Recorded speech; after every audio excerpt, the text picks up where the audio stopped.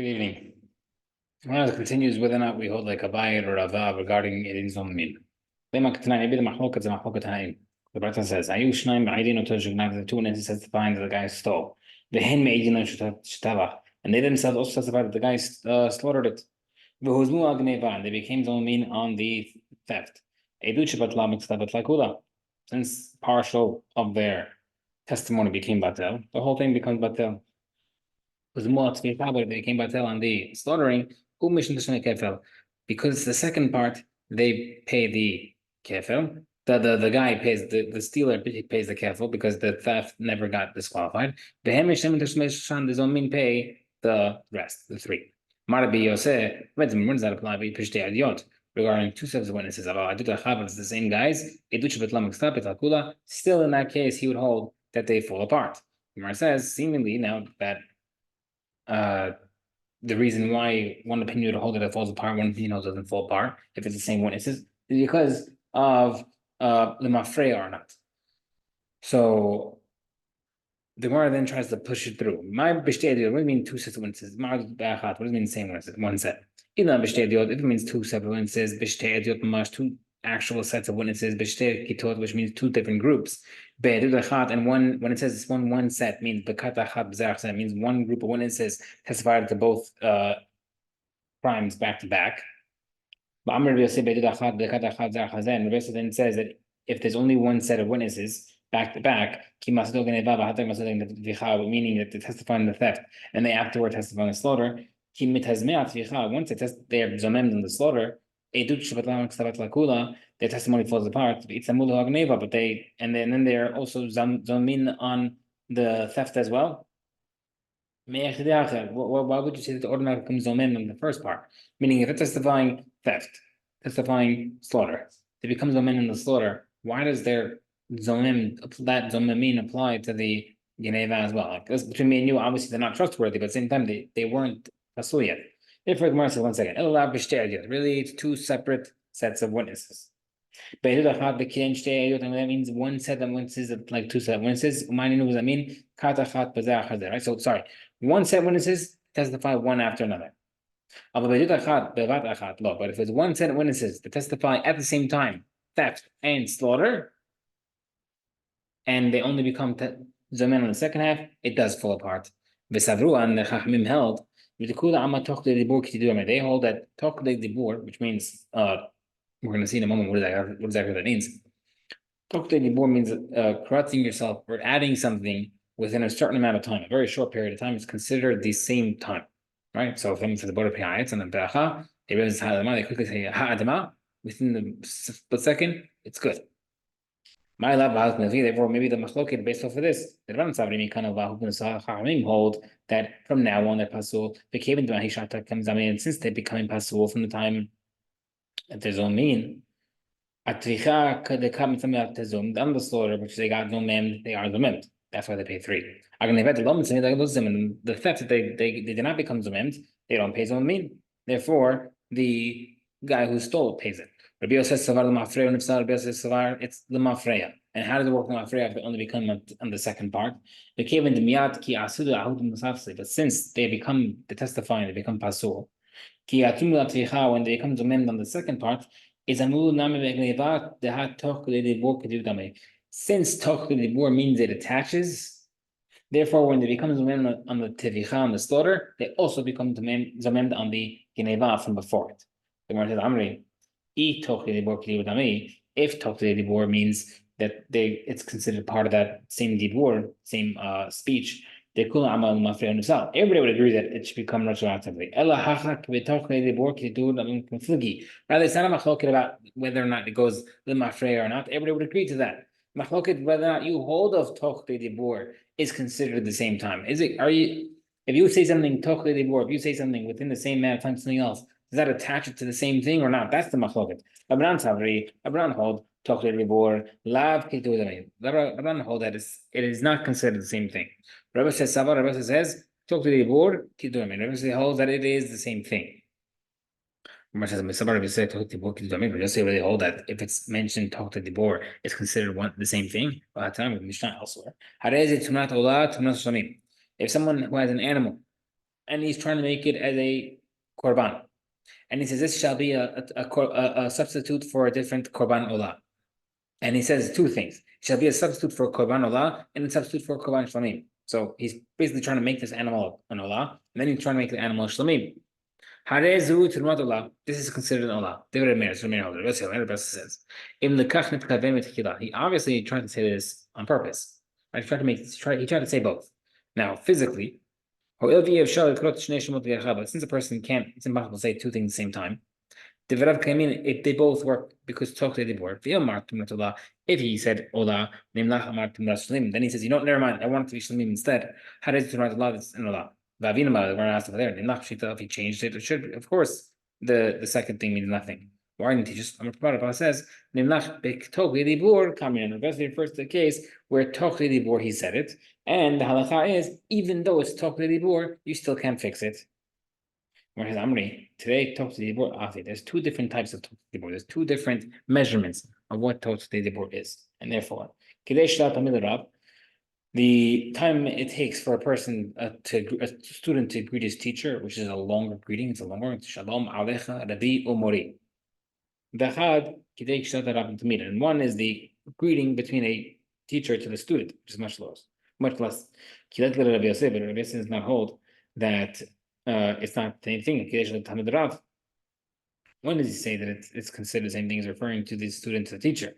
Which is the four words. The Afish, which is longer. But the rabbi to Talmid, Shalom Alecha, which is only Shalom Alecha, Itle. Right, so he doesn't hold of the long one, which is, he doesn't give you so much time, he gives you a short amount of time. That would be the difference between addressing. Okay, Marava. Edim Shehu Hacheshu. Witnesses who were contradicted. Two witnesses say, this guy did that. Two other witnesses, no, he didn't. They just contradicted him. Then afterward, they were made zomem. Neharagim, they can be executed if they were trying to kill someone, right? So they testify that this guy, Reuven, killed Shimon. Then they got refuted and zomem. Since they're trying to get Reuven executed, they themselves get executed.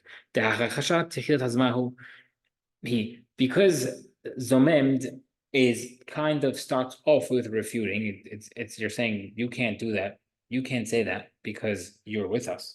Right, so even though they were refuted and then zomem, it's still considered a good zomem process. It doesn't mean it's like a different scenario. Doesn't mean that they can't be zomemed anymore, because zomem itself is a refutation. And therefore, it just means the process hasn't been finished yet. We already know this. Tanya says, we testify about so-and-so, Shesimet and Abdul. We blinded his slave's eye, which should free him. Then he knocked out his tooth. Right? So he should pay for the tooth because the damage of a limb frees the Eved. Then the second damage, he should pay for it. And then the master actually agrees to it. We'll explain what that means. Then the witness became Zomet. They pay the value of the eye to the slave because they were trying to make the slave lose it, because the loss of the eye were technically supposed to be the freeing of the Eved and not payment. And then Mishamin Dmei the Eved, that's the case. So even in the time even mentioned that we said earlier, I was referring to, there's no other set witnesses, only one set witnesses. Mishamin Dmei the Eved. How does the Mishnah say, right, to say that you pay the value of the eye to the slave? But after they brought him to freedom, he should have been, after testifying that the guy blinded him, they're trying to free him. Additionally, they shouldn't have to pay the value, right? But additionally, they should pay the whole value of the Evet to the master, because they were trying to make the master lose his slave. But additionally, when the master was agreeing to it, why would the master agree to it? Why would the master butt in and say, yeah, it's true, if obviously he doesn't want his slaves to go free? Rather, the two other witnesses came earlier and said, the master knocked out his eye and he blinded his eye, his tooth, and blinded his eye. Because in that way you're trying to make the pay the eye instead of the tooth. The eye is much more money. And the second set of witnesses came and said, he damaged his eye, then his tooth, which is cheaper. We only pays the tooth. They're technically contradicting the first two. They're refuting the first set of witnesses. And that's why the master is agreeing to say, yeah. It was I then tooth, not tooth then I. He only wants to pay for the tooth. And when the second witnesses became zomem by a third set, they pay the value of the eye to the slave because they were trying to stop the eved from getting paid for his eye. And therefore, and therefore we can see from this case that because they were first getting refuted and then they became zomem, it still works. It's not a refutation of what happened. Rather, the second set of witnesses just reversed what the first set said and zomem the first set. Meaning, they testified that yes, the master did damage these two damages, but it happened the opposite way. And then they said that day that they said this happened to this first set, it didn't happen that day, it happened a different day. And then therefore this eved should go free and the master should pay for the eye. And therefore they were zomem they were paid for that zomem. Right. So therefore, according to here, they were saying that there's no hakasha, there's no proof that the refutation is part of the hazama process. I don't know that this is the case. Because the second part of the Baitah says it talks about a case where again they've split the order of something and then there was hazama. Therefore, the first case also referring to reversal and hazama. The Tanya Sefer, Baitah says, the case, when does he testify? We're testifying about so and so. She appealed Shein Abdo, who knocked out the tooth of his servant. Visimet and also blinded his eye. The slave agreed to it, right? Because he wants to get paid for the eye. The witnesses then became Zumim.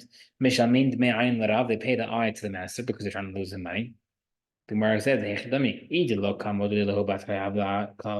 if, as the Bertha mentioned, if the second set witnesses who made them zomin did not say that the master injured him at all, they should pay for the entire eved because they were trying to free him. Rather, they must have agreed to the fact that the master damaged him. It's referring to a case, like we said earlier, like the Resha, the first case, that they reversed the order of the injuries. They agreed the injuries happened, but they reversed the order. They reversed the order of the injuries, and then made the first guy's lament. Where it says what's the case? If the last two witnesses then, when they said that this happened, they said, "Oh, it didn't happen on the first; it happened on the third of the month." They gave a later date. The main witnesses should still have to pay the master, the slave, because they were trying to make him go free. Because when they're trying to make the master pay to make him go free, he was still not a free man, he was still a Abed. Rather, when the second witnesses made the first witnesses zomemd, they were saying it didn't happen on January 1st, it happened on December 21st. And therefore, if the master had not been sued in court by the time that the first witnesses came, they still would have to pay the master, the slave, even though technically, right, so let's go back. So in this scenario, on December 31st, the master injured his eved. On the witnesses come and say on January 1st, the master injured his eved, tooth then eye. Zomem witnesses come and say, no, really it happened on the 31st. And it was eye then tooth.